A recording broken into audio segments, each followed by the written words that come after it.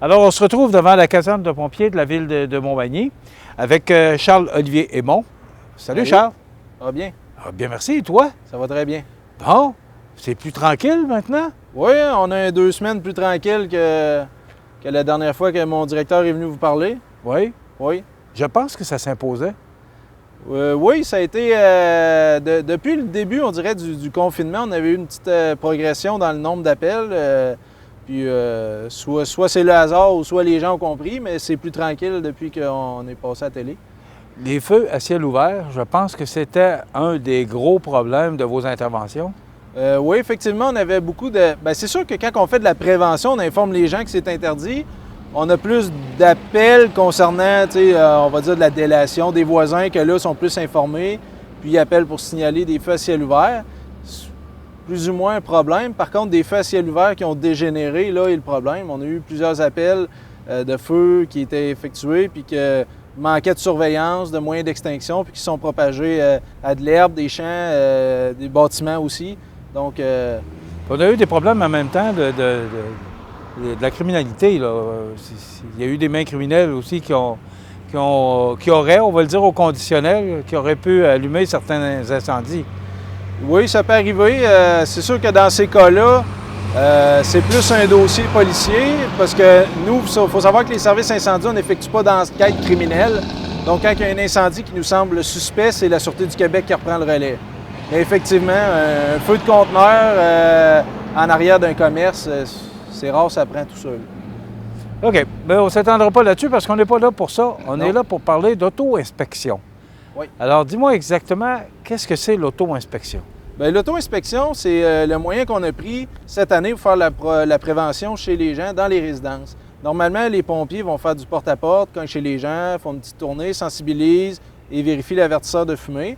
Cette année, avec le contexte qu'on a avec le COVID-19, les moyens qu'on aurait eu à prendre pour rentrer chez les gens, désinfecter les mains, les masques, ça venait compliquer un petit peu, donc on a privilégié faire appel aux citoyens pour qu'ils s'inspectent eux-mêmes à la maison. OK? Fait que, les gens ont reçu, pour les adresses visées, un message provenant du système d'alerte de masse. Donc, ceux qui l'ont reçu, on demande leur collaboration pour compléter le questionnaire en ligne. Tu parles de SITAM? Oui, SITAM, okay. C'est le système d'alerte de masse que la ville utilise pour alerter les gens quand il y a des messages d'intérêt.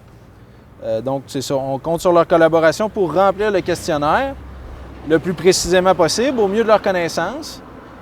Puis sinon, on va avoir une deuxième vague par après qui va être les lettres papier, mais c'est plus coûteux que le système informatique. Donc, on privilégie vraiment pour l'instant de passer par le lien qui est disponible sur le site de la ville de Montmagny ou via le courriel qui ont été reçus pour ceux qui l'ont reçu. OK. Quel genre de questions vous posez? Là? Est-ce que quand on parle d'auto-inspection, on n'est pas dans votre métier, on connaît pas ça autant que vous autres. Quel genre de questions vous posez? Bien, évidemment, en entrée de jeu, dans le début du questionnaire, on demande les coordonnées des gens. L'adresse, le nom, courriel, numéro de téléphone. Évidemment, c'est pour pouvoir retracer qui a complété le sondage, puis effectuer un suivi s'il y a lieu. Les questions qu'on pose, bien, c'est les mêmes qu'on poserait si on passait chez les gens. Donc, on vérifie les avertisseurs de fumée, bien important, j'en ai un ici.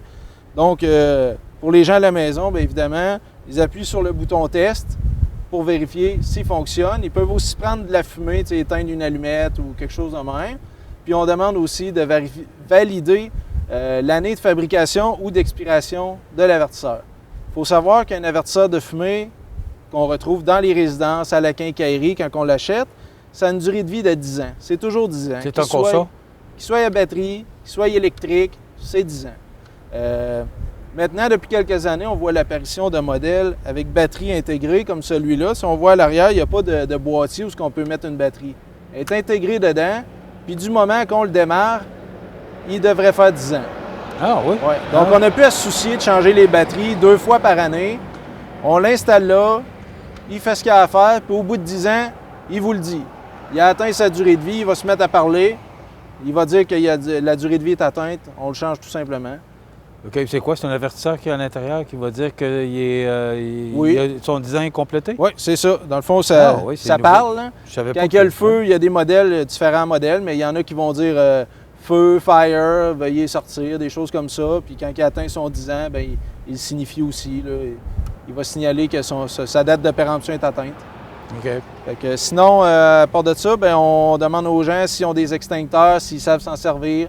On parle de l'avertisseur de monoxyde de carbone. Donc, les gens qui ont un poêle à bois, un appareil au gaz ou à l'huile, c'est important d'avoir un avertisseur de monoxyde de carbone.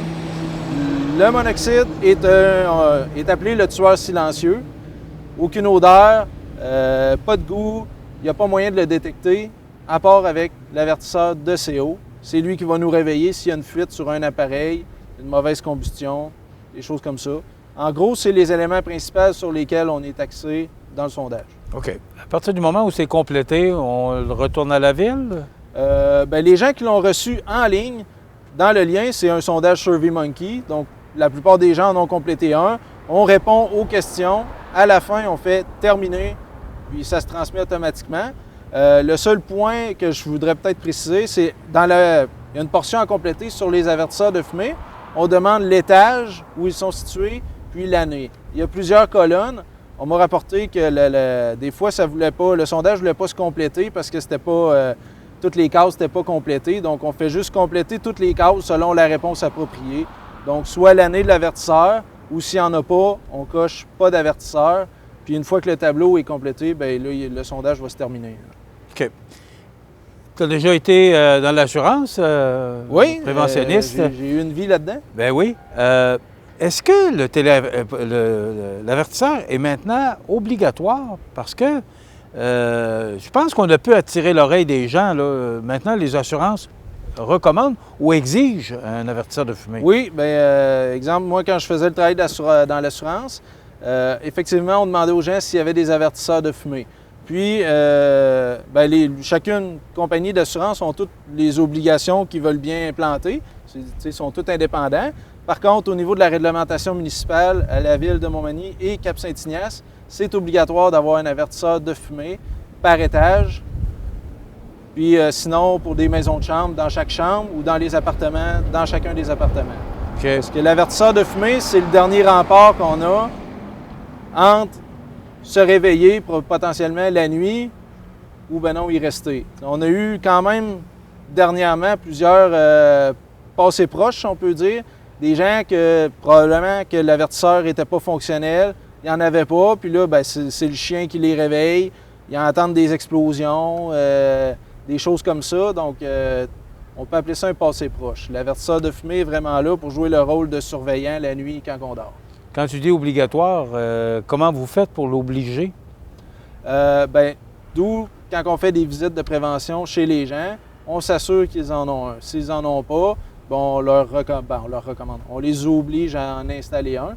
Okay. Vous comprendrez que juste pour cette année, j'ai 1293 portes qui devraient être effectuées, des visites. On ne peut pas, une par une, aller revérifier après s'ils en ont mis un. Vous comprendrez. Ouais. Mais les gens ne devraient pas avoir à se sentir obligés par la force d'en mettre un, puisque non, on a des preuves que ça a sauvé des vies. Oui, effectivement.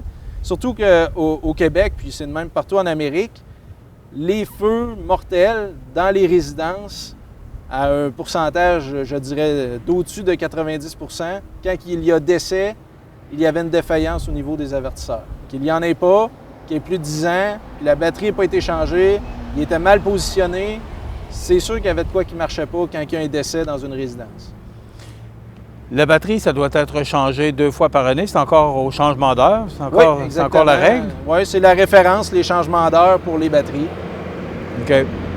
Donc, on va sur le site de CITAM, ville.montmagny.qc.ca/CITAM. Oui. Sinon, on l'a par écrit. Si on ne peut pas l'avoir, si on n'a pas d'ordinateur. Oui. Bien, dans le fond, comme je disais, pour la première moitié de la saison, aller jusqu'aux vacances de la construction, on va mettre l'accent beaucoup sur le sondage en ligne. Donc, les gens n'ont pas nécessairement besoin d'avoir eu le courriel directement à eux. Ils peuvent aller consulter sur le site de la Ville de Montmagny si leur rue est dans les secteurs visés pour les visites et ils peuvent cliquer sur le lien du sondage. C'est le moyen qu'on privilégie, aller jusqu'aux semaines de la construction. Comme je disais, les coûts sont beaucoup moindres de faire ça par Internet que d'envoyer des lettres. Après, les gens qui n'auront pas complété le sondage en ligne parmi toutes les adresses que j'ai à faire des visites, ils vont recevoir une lettre avec le sondage papier à compléter et nous le retourner. OK. On va s'arrêter quelques instants. On va laisser passer les camions. Oui, ça... Il en passe du camion aussi. Quand même. On va s'arrêter quelques instants. Après quoi, on va parler de feu à ciel ouvert. Alors, notre invité, Charles-Olivier Aymon, du service des incendies de la ville de Montmagny. Donc, Charles, on revient dans quelques instants. Je vous rappelle que notre invité aujourd'hui, c'est Charles-Olivier Aymon, qui est du service des incendies de la ville de Montmagny. Charles-Olivier, on en a parlé un peu en début, des feux à ciel ouvert, les célèbres feux à ciel ouvert. Oui. D'abord, c'est quoi un feu à ciel ouvert? OK. Faut bien faire comprendre aux gens. Oui. Faut distinguer le feu à ciel ouvert du feu dans un foyer. Le feu dans un foyer, c'est les feux qui ont toujours été autorisés, même dernièrement, lorsqu'on avait l'interdiction de feu à ciel ouvert. Le feu dans un foyer, la définition, c'est qu'il est encadré par des pares étincelles. Donc, le dessus, la cheminée et les contours ont tous des pares étincelles avec des ouvertures d'1 centimètre et moins. C'est la norme reconnue pour empêcher les tisons de sortir pour mettre le feu à la végétation environnante. Les feux à ciel ouvert, ici, par réglementation municipale, on les retrouve sous plusieurs catégories. On a le petit feu de joie, le grand feu de joie, donc le type de feu qu'on fait à la Saint-Jean-Baptiste. Puis on a le feu à ciel ouvert qui sert à se débarrasser de branchages à l'automne ou au printemps, de vieilles feuilles. Si on a une construction puis on avait des arbres ou des choses qu'il fallait se débarrasser, bien, c'est le type de feu qu'on fait pour faire ça. Donc, feu à ciel ouvert, bien, on s'entend, il n'y a pas de foyer, c'est ouvert. OK. Maintenant, on n'a pas le droit, du moins, on est lundi au moment où on enregistre cette entrevue, lundi le 8 juin. Il y a encore une interdiction. Il y a eu de la pluie en fin de semaine. Il y a une interdiction encore des feux à ciel ouvert. Oui. Bien, pour le moment, sur le territoire de Ville de Montmagny puis la municipalité du Cap-Saint-Ignace, l'interdiction est toujours en vigueur. Ça va être à réévaluer probablement dans les prochains jours, prochaines semaines, selon la température qu'il fait.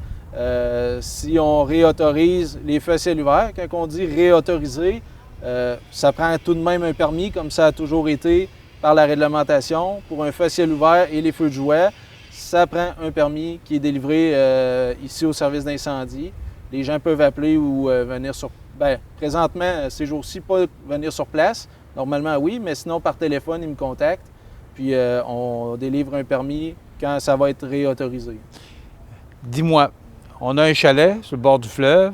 Oui. Et le soir, on veut se faire un petit feu de joie avec un petit, là, pas... Évidemment. Pas comme tu parles, les gros feux avec les branches. Oui. On n'a pas le droit? Non, bien... Vous savez, tu sais, tant qu'à faire un petit feu comme ça qui est à ciel ouvert, aussi bien le faire dans un foyer. On va avoir la paix d'esprit. Puis si jamais bien, le voisin n'aime pas ça, puis les pompiers ils viennent, bien, on s'évite un constat d'infraction. Je sais que même les petits feux, tu sais, qu'on ait un chalet sur le bord du fleuve ou une résidence ou peu importe, sur le bord du fleuve, il y a beaucoup de branchages secs qui sont ramenés par les marées. Puis souvent, on a de la forêt à proximité, donc c'est plus sûr de le faire dans un foyer. OK. Quand on parle d'interdiction, il n'y a pas de limite, c'est zéro parce que c'est dangereux.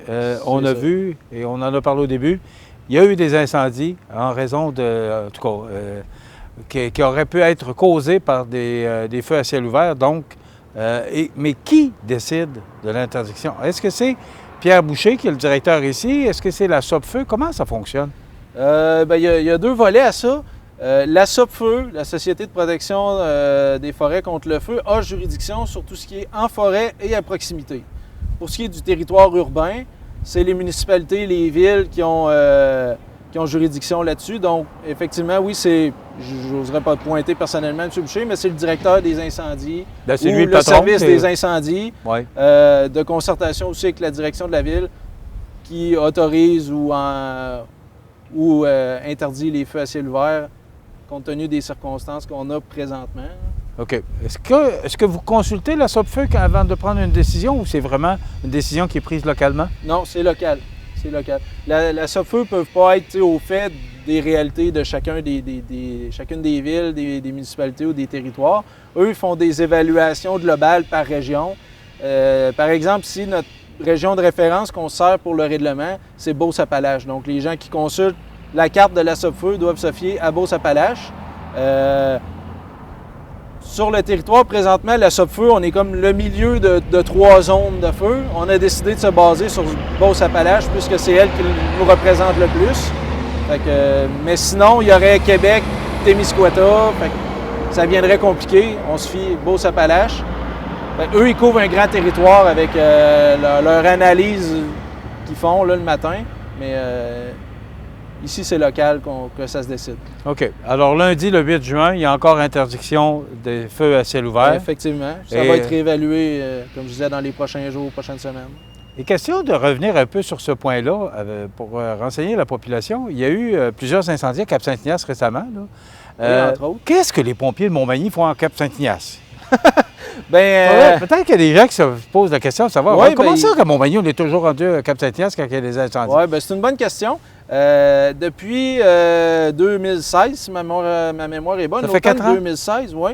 On a une entente qui a été créée entre la municipalité de Cap-Saint-Ignace et la ville de Montmagny pour une fusion de services ou une entente d'aide un petit peu plus élaborée que juste appeler le voisin quand on a besoin. Fait que tout ce qui est la partie administrative de la gestion d'un service incendie, les budgets, l'équipement, est géré par Montmagny. Mais on a encore chacun nos casernes pour avoir des délais de réponse qui sont raisonnables. Il y a des pompiers à Cap-Saint-Ignace. Bon, c'était ça ma prochaine question. Est-ce qu'ils ont de l'équipement aussi? Oui, ils ont une caserne neuve de l'année passée. Ils ont 3 véhicules qui font le travail que n'importe quel véhicule ici peut faire à part l'échelle. Puis ils interviennent comme nous, on intervient. La différence, c'est que tout dépendant du type d'appel, il va y avoir soit juste eux, ou juste nous, ou les deux qui vont répondre en même temps. Ça dépend vraiment du... OK, donc votre intervention, c'est pas tout le temps, là. Non. Si c'est un feu de moindre importance, j'aime pas ça dire ça, mais on veut juste comprendre, là. Il n'y a pas... Pour moi, tout... je vais y aller dans le concret. Ce matin, on a eu un gros feu à ciel ouvert qui a été allumé. Ça ne nécessite pas une grosse intervention humaine pour venir l'éteindre. Donc, les pompiers de la caserne 2 à Cap-Saint-Ignace ont été appelés pour l'éteindre. Dans le cas où on aurait un feu de bâtiment, ça demande plus de personnel, une réponse plus rapide. Bien là, automatiquement, les 2 casernes sont appelées, puisque de toute façon, quand on avait un feu de résidence, soit à Cap-Saint-Ignace ou ici, ça finissait souvent qu'on appelait le voisin pour venir nous aider, parce que ça prend un roulement d'effectifs puis d'équipement. OK. Parce que je ne veux pas diminuer le travail de Cap-Saint-Ignace, loin de là. Parce que c'est important. Eux, comme ils sont sur place, ils peuvent répondre immédiatement. Oui. Est-ce que vous avez d'autres partenaires comme ça dans la MRC ou il y avait juste avec Cap-Saint-Ignace? Là, je ne veux pas m'avancer trop sur un territoire que je connais moins, mais je sais qu'on a des ententes avec l'île aux Grues, puisqu'ils n'ont pas de service incendie, que c'est pas nous qui sommes responsables de l'incendie là-bas, mais sitôt qu'il y a quelque chose qui se produit, c'est nous qui va être appelés, puisque c'est nous les plus proches, puis il n'y a personne d'autre. OK. Charles-Olivier, dis-moi, est-ce que, à force de répéter puis de passer le message, est-ce que les gens font plus attention qu'avant? Est-ce que les gens sont plus prudents? Tu parlais de détecteurs de fumée, peu importe. Est-ce qu'on est plus prudent? Est-ce qu'on est plus conscient des dangers là, maintenant? Oui, je pense que le nombre d'incendies a diminué au fil des années. Par contre, on dirait que le message au niveau des avertisseurs de fumée a atteint un peu comme un sommet, dans le sens que, bon an, mal an, avec les visites qu'on fait, les résultats qu'on a, on se maintient dans le pourcentage de conformité. C'est sûr que là, je dis pas, il faudrait pas essayer le test, mais si on arrêtait, exemple, probablement qu'on serait pire. Il y aurait, au lieu d'avoir, exemple, 70 de gens conformes, bien là, on descendrait peut-être tranquillement, aller jusqu'à 30. Donc, il faut quand même maintenir les efforts pour maintenir un niveau de conformité qui est acceptable. Est-ce que tu es en train de me dire qu'en 2020, il y a encore des gens qui n'ont pas de détecteur ou d'avertisseur de fumée dans leur maison? Oui. Beaucoup dans les appartements, on en voit que soit sont passés date, ils n'ont pas changé les batteries parce que les gens sont à location. Donc, des fois, tout ce qui est l'entretien du bâtiment, bien, il y en a qui sont moins conscients de ça, si on veut dire, vu qu'ils ne sont pas proprement dit chez eux. Parce que les appartements, il faut savoir que c'est aux propriétaires d'immeubles qui doivent fournir et installer l'avertisseur de fumée, ainsi que la première batterie quand les gens emménagent. Ensuite, quelqu'un qui reste plusieurs années, c'est à lui de l'entretenir, s'assurer qu'il fonctionne, changer les batteries. Et c'est sauver des vies, on le dit bien. Oui. Charles-Olivier, c'est très intéressant. L'auto-inspection, n'oubliez pas. Vous allez recevoir un courriel à cet effet, puis il faut le remplir et le retourner. Sinon, on va vous l'envoyer par écrit vers le mois d'août. Oui. Sinon, il y a le site de la Ville de Montmagny. On consulte les adresses, on clique sur le lien, c'est facile. Ça prend quelques minutes, puis c'est fait. Merci. Ça fait plaisir. Charles-Olivier Aymon, du service des incendies de la Ville de Montmagny. Ça complète.